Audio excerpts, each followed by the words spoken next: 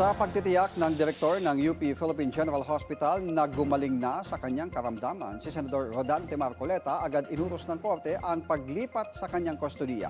Samantala, hindi na muna binasahan ng sakdal si Marcoleta para sa kasong plunder at paglabag sa Presidential Decree No. 46 dahil nakabinbin pa ang kanyang motion para ibasura ang kaso laban sa kanya.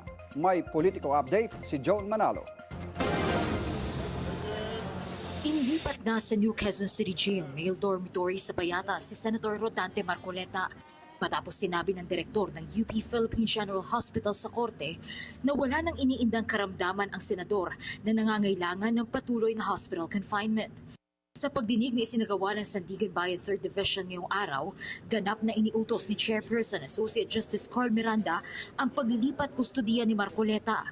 Ayon kay Dr. Gerardo Legaspi ng UP-PGH, sumailalim sa iba't ibang pagsusuri si Marcoleta sa kanilang ospital, tulad ng chest x-ray para masilip ang mild pneumonia diagnosis at electrocardiogram o ECG test para naman tignan ang heart rate ng senador.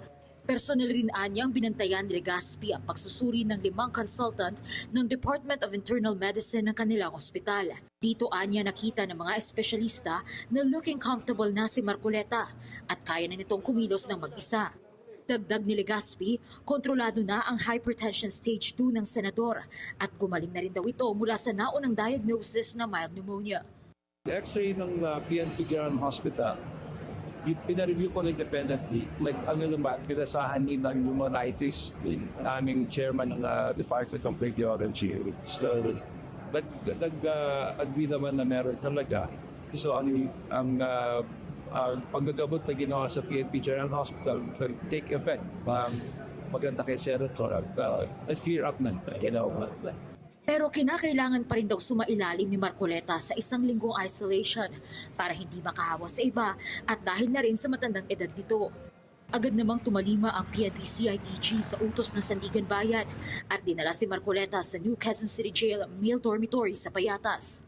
Ang ano naman is may isolation at kailangan may isolated siya, di ba? Dahil nga sa karamdaman niya.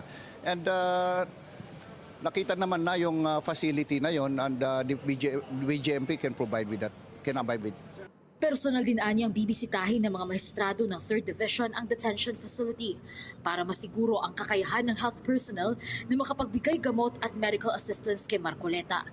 Hindi na muna pinaghain ng sakdal si Marcoleta para sa kasong plunder at paglabag sa Presidential Decree No. 46 dahil nakabinbin pa ang mosyon nito para ibasura ang impormasyong inihain sa kanya.